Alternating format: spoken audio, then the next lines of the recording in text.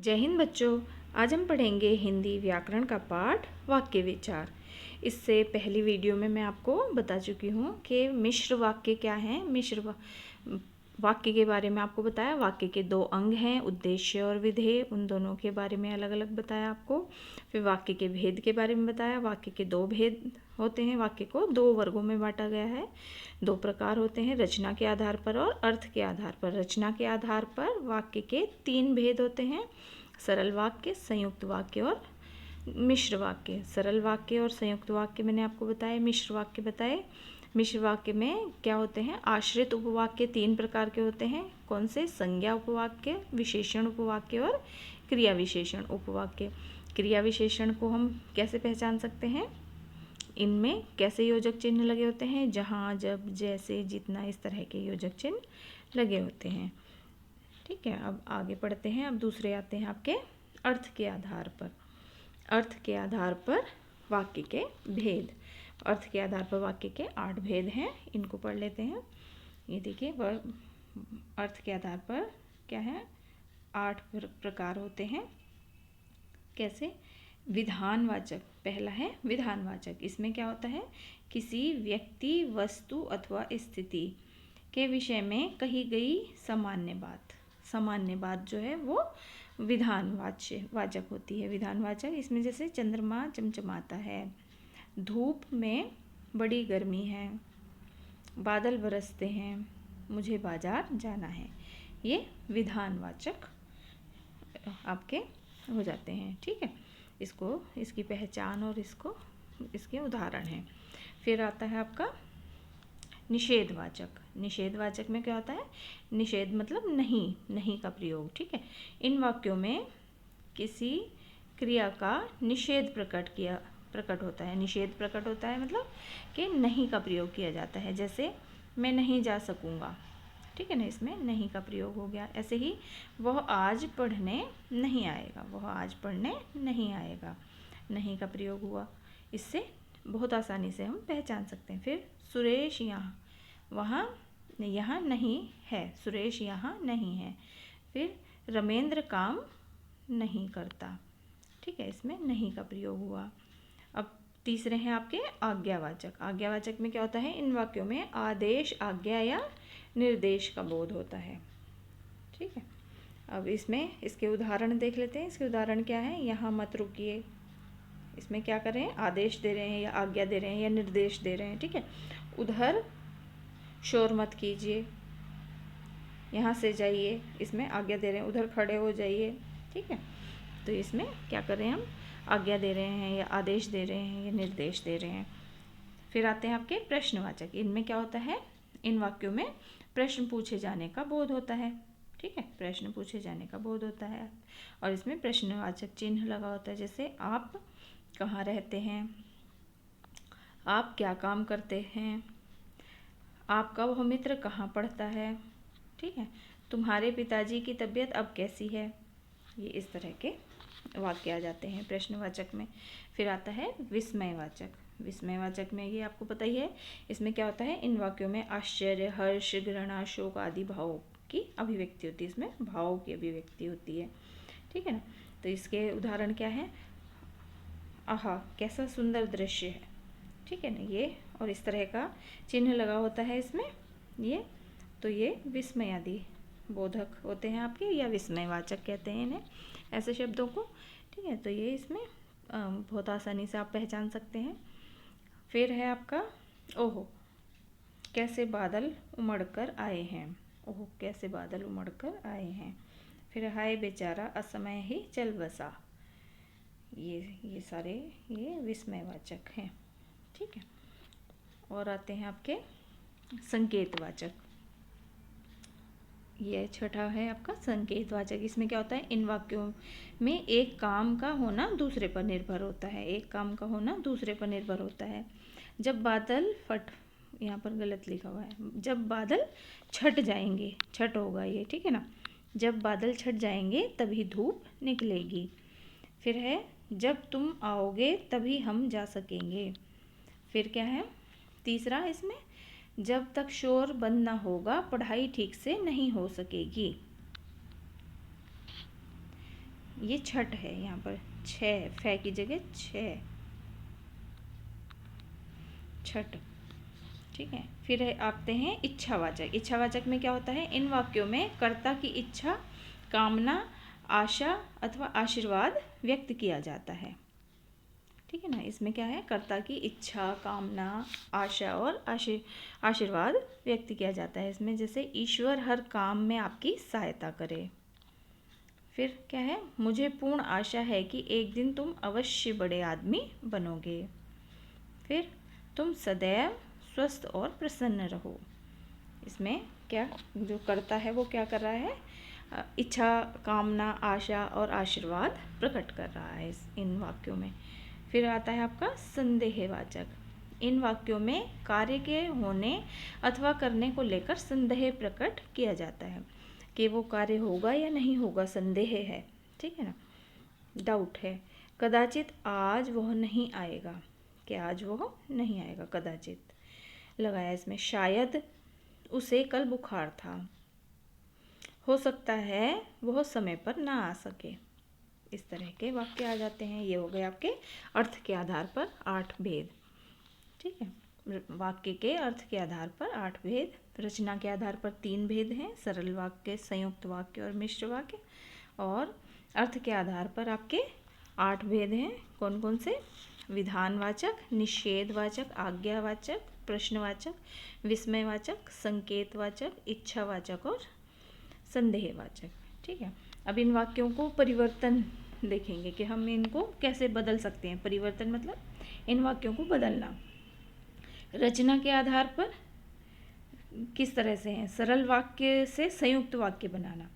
जैसे मैं घर आकर सो गया, मैं घर आया और सो गया। ये हमने बताया था कि संयुक्त वाक्य में अगर बदलना है तो संयुक्त वाक्य में योजक चिन्ह लगे होते हैं, इसमें हमें और से हमने इसे जोड़ दिया। ऐसे ही भीड़ भाड़ के कारण मैं नहीं आया, भीड़ भाड़ के कारण मैं नहीं आया, ये सरल वाक्य है, इसको संयुक्त में बदलना है। मैं नहीं आया क्योंकि भीड़ भाड़ थी, तो इसमें हमने क्योंकि ये योजक चिन्ह से जोड़ दिया। ठीक है, फिर है आपका सरल वाक्य से मिश्र वाक्य बनाना। और भी इसमें है, और क्या है, खराब ट्यूबलाइट ना जल सकी, खराब ट्यूब जल ना सकी, ट्यूब जल ना सकी क्योंकि खराब थी। ठीक है ना, इसको हमने क्योंकि से जोड़ दिया, इस वाक्य को क्योंकि से जोड़ दिया। दूसरा कौन सा है वाक्य, वह दिल्ली या कोलकाता गया है, वह दिल्ली या कोलकाता गया है, वह दिल्ली गया है या कोलकाता, या से जोड़ दिया हमने, तो ये योजक चिन्ह से जोड़ दिया संयुक्त वाक्य में। ठीक है, फिर है सरल वाक्य से मिश्र वाक्य बनाना। सरल वाक्य से मिश्र वाक्य बनाना किस तरह से, जैसे एक छोटे से गांव के चारों ओर जंगल था, एक छोटे से गांव के चारों ओर जंगल था, ये सरल वाक्य है। अब इसको हमें मिश्र बनाना है। एक ऐसा छोटा सा गांव था जिसके चारों ओर जंगल था। ठीक है, इसमें हमने किससे जोड़ा, जिसके लगाया। देखो अभी मैंने आपको क्रिया विशेषण में बताया था, जिसके विशेषण शब्द में और क्रिया विशेषण में बताया था, तो ये जिसके शब्द से हमने इसको जोड़ दिया, तो ये मिश्र वाक्य बन गया। उसने चुप रहने के लिए कहा, उसने चुप रहने के लिए कहा, उसने कहा कि चुप हो जाओ, यहाँ पर की से जोड़ दिया, उसने कहा कि चुप हो जाओ। ठीक है, फिर आता है आपका क्या, वह घर पहुँचते ही बीमार हो गया, वह घर पहुँचते ही बीमार हो गया, जैसे ही वह घर पहुँचा बीमार हो गया, जैसे ही वह घर पहुँचा बीमार हो गया। फिर आते हैं आपके संयुक्त वाक्य से मिश्र वाक्य बनाना। मैंने गली में शोर सुना और बाहर आ गया, ये संयुक्त वाक्य है। इसको कैसे पहचानना कि इसमें और से जुड़ा हुआ है। अब इसको हमें क्या बनाना है, मिश्र बनाना है। जैसे ही मैंने गली में शोर सुना मैं बाहर आ गया, इसको हमने जैसे ही इस तरह से बना दिया। ठीक है, फिर है मजदूरों ने पैसे लिए और चले गए, मजदूरों ने पैसे लिए और चले गए, ये संयुक्त वाक्य है, इसको मिश्र वाक्य बनाना है। जैसे ही मजदूरों ने पैसे लिए वे घर चले गए, इसको भी जैसे से जोड़ दिया। फिर है मैंने बहुत कोशिश की किंतु असफल रहा, ये मिश्र वाक्य है ना, किंतु से जुड़ा हुआ, तो इसको हमें मिश्र बनाना है। मैंने कोशिश तो बहुत की किंतु असफल रहा, इसमें तो से जोड़ा, इस शब्द को हमने तो से जोड़ा है। मैंने कोशिश तो बहुत की किंतु असफल रहा, ये एक जैसे से ही वाक्य हैं, बस तो से जोड़ा है इसको। फिर है मिश्र वाक्य से सरल वाक्य बनाना। वह जो सामने खड़ा है मेरा बेटा है, ठीक है ना, वो जो सामने खड़ा है वो मेरा बेटा है, वो सामने मेरा बेटा खड़ा है, सरल वाक्य बना दिया। जो कष्ट उठाएगा वही सुख पाएगा, जो से बना हुआ ये मिश्र वाक्य है, इसको सरल बनाना है। कष्ट उठाने वाला ही सुख पाएगा, सरल वाक्य बनाना है, ठीक है। इसमें कोई योजक चिन्ह नहीं लगेगा, इसको सरल कर देना है, योजक चिन्ह हटा देने हैं, तो ये सरल वाक्य बन जाएगा। मैंने एक सांड देखा जो बहुत मोटा ताजा था, ठीक है ना, ये मिश्र से सरल बनाना है। मैंने एक बहुत मोटा ताजा सांड देखा, तो ये हमारे वाक्यों को परिवर्तित किया हमने।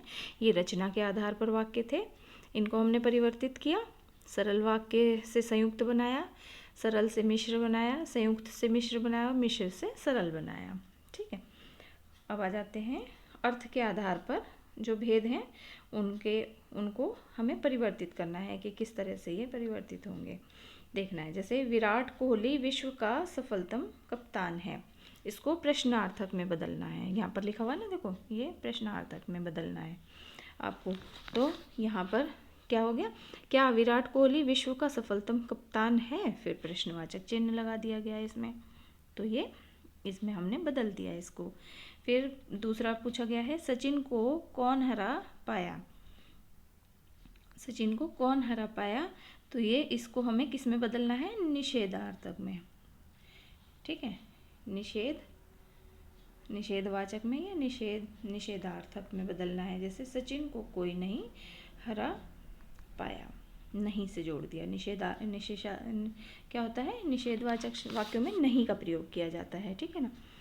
फिर है ये धवन सबसे आक्रामक बल्लेबाज है, धवन सबसे आक्रामक बल्लेबाज है, इसको इच्छार्थक में बदलना है, ठीक है ना। इच्छावाचक जो वाक्य है कि तो उसमें कैसा, काश धवन सबसे आक्रामक बल्लेबाज बने, इसको इच्छावाचक में हमने बदल दिया। इसमें ये चिन्ह गलत लगा हुआ है, बस खाली काश इच्छा प्रकट कर रहे हैं, या लगा भी सकते हैं ये वाक्य, क्योंकि ये इस इच्छावाचक वाक्य जो है आपके विस्मयादि बोधक में भी आते हैं। फिर है राहुल द्रविड़ को दीवार क्यों कहा जाता था, राहुल द्रविड़ को दीवार क्यों कहा जाता था, इसको कहाँ क्या बदलना है हमें, विधानार्थक में, विधानार्थक सिंपल में बदलना है, ठीक है ना। तो राहुल द्रविड़ को दीवार कहा जाता था, क्यों हटा दिया इसमें से, कहा जाता था, ये हो जाएगा। इसमें वही देखना है कि इसमें कौन सा वाक्य जुड़ा हुआ है और किस वाक्य को हमें हटाना है। फिर आ जाता है युवराज ने बहुत ज़बरदस्त छक्का मारा, युवराज ने बहुत ज़बरदस्त छक्का मारा, इसको हमें विस्मयादि बोधक में बदलना है, वह, ठीक है। अब ये विस्मयादि बोधक हो गया, वह और ये चिन्ह लगा दिया, युवराज ने क्या ज़बरदस्त छक्का मारा, ठीक है। अब आज वर्षा के कारण मैच नहीं होगा, इसे संदेहार्थक में बदलना है, शायद आज वर्षा के कारण मैच नहीं होगा। फिर है धोनी 1-2 मैच और खेलकर 2 शतक और जमा देगा, इसको संकेतवाचक में बदलना है। यदि धोनी 1-2 मैच और खेल गया तो 2 शतक और जमा देगा, ठीक। संकेतवाचक में क्या है कि एक काम दूसरे पर निर्भर है, तो इसलिए इसमें इस तरह से प्रयोग होगा, ठीक है। फिर है कभी कभी मैच देखना चाहिए, इसको आज्ञार्थक में बदलना है, कभी कभी मैच देखा करो, आज्ञा दे रहे हैं कि कभी कभी मैच देखा करो, ठीक। तो आशा करती हूँ ये आपको वाक्य समझ में आ गए होंगे कि वाक्य क्या है। ऐसे पदों का व्यवस्थित समूह वाक्य है जिसका एक निश्चित अर्थ निकलता है। वाक्य के दो अंग होते हैं, उद्देश्य और विधेय, और वाक्य को दो वर्गों में बांटा गया है, रचना के आधार पर और अर्थ के आधार पर। रचना के आधार पर वाक्य के 3 भेद हैं, सरल वाक्य, संयुक्त वाक्य और मिश्र वाक्य, और अर्थ के आधार पर आपके 8 भेद हैं। ठीक है, तो ये आपको समझ में आ गए होंगे। धन्यवाद।